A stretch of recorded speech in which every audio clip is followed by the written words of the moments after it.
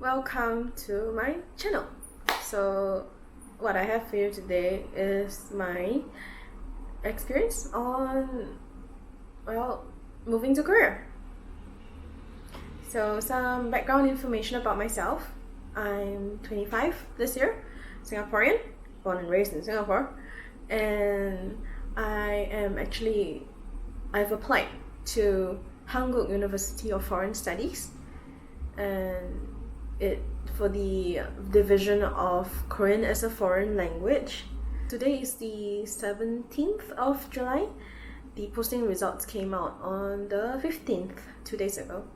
So if I were to go from the start, I actually didn't plan on applying for the intake this year, which is the fall semester intake that begins in September 2020, mainly because I felt that due to COVID and everything, I might be better off just continuing to work full-time for now. But then I've always wanted to pursue my degree, my bachelor's degree. So what happened was that HUFS actually made an exception for the fall intake, being that we don't need a valid topic certificate to apply. Now you might ask me, so do I speak Korean at all? Why do I not have a valid topic certificate? So I do speak Korean. I've learned Korean for the last 10 years or so, and I actually do have a topic certificate, only that it expired last May or April, I don't remember exactly, and I actually need to retake it to actually apply for any universities in Korea. But the TOPIK test in Singapore was for I think it was for May, and then the application for it started back in January. And back then I thought that I had too much things to do at work, and I can't possibly prepare sufficiently for the paper. So I was like, okay, forget it, like I will just take the paper later in November, since I'm not applying for university this year anyway. So that May paper got the April paper got delayed to like May, and then it got delayed to like July.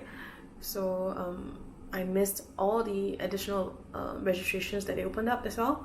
So it just felt like, okay, so probably I can't apply for university at all this year or the next, which I'm referring to spring 2021. But then they suddenly made an exception because of COVID-19. They understand that the topic papers are being like shifted around, and people are finding it hard to get certified. So they made an exception that you may apply for the fall semester 2020 without a topic certificate, and that they will just have additional screening process. So that made me decide that, okay, let's just try for it. So as you might know, Singapore was under circuit breaker lockdown from April through to the first week of June. So when I first decided that, okay, I need to prepare for the documents, that was back in mid-May, when the applications had started already and would last through to mid-June. Application documents need to be both submitted online before the mid of June, and also be sent over to Korea via mail. And so some of the documents that they required actually needed me to get embassy confirmation and all that. So I had to actually take a day off work to run about and get all these things done. And thankfully, even though we were under lockdown, this embassies and the authorities were still open and operating with safe distancing measures in place, of course. So I went ahead and got everything done, and I submitted it online. And I also went ahead to mail it over to Korea, and I spent like $50. But oh well, it all paid off in the end. And then that was back in late May, and then I waited all the way until the Tuesday of last week, which was 7th of July. They announced the notification of interviews. for the shortlisted applicants. And yes, thankfully I was notified that I had an interview coming up for the coming Saturday on the 11th of July. And then so I got up, I got ready, and I'll probably cut to the video from that day. So my interview is done. The funny thing is that I freaked out for a moment because of the fact that they asked me to get my suwonpyo and my passport. So yeah, I did actually get all of them done here, but my printer wasn't like cooperating with me. So I was like freaking out, so that I don't have my suwonpyo, I cannot print it out. But then when I was still freaking out at the printer, the interview started. So they called in. I was like, and I saw the I came in and I picked it up. And then there's two professors sitting before me, and basically I just asked, okay, so can you hear me clearly? And they're like, oh yeah, sure. And then I was like telling them, so that I can't get my suwonpyo printed out. Is that okay? And no, it's fine. So I think like because I started to talk to them in Korean instead of like English or Chinese, they were like, So they kind of like just skipped the entire having to identify me process. Like they didn't bother to. And then the first question they asked was whether I'm Singaporean. Yeah. So I was like, yes, I am. And then they asked me, so what is my first language? And I was like, oh, it's English. Then the other lecturer asked, the other professor asked, oh, but you do speak Chinese as well, right? I'm like, yes, I do. So I speak English and Chinese. Then they asked me to introduce about Singapore in 1 minute.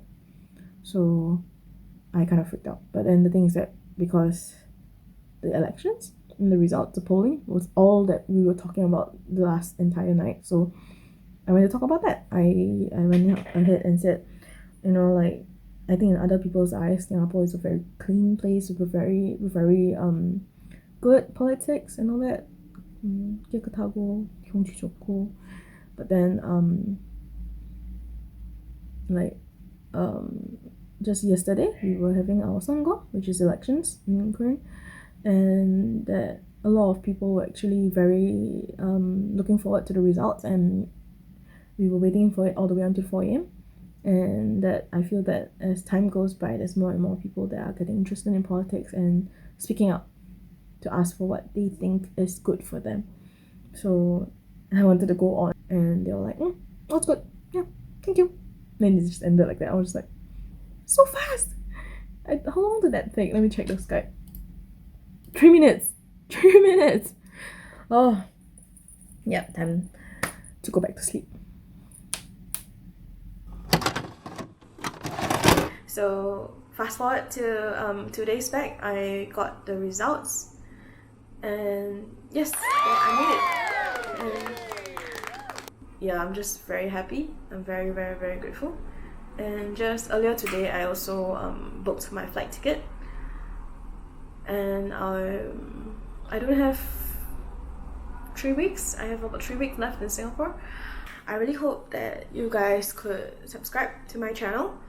I will be actually updating the transition from Singapore to South Korea, including settling into my new house and getting used to becoming a student again after 5 years of working. And it's just a very exciting journey that I'm embarking on, and I also wish to document. That's why I'm on YouTube. So yes, I really do hope for all your support and for the likes and the subscribes. So yes, thank you.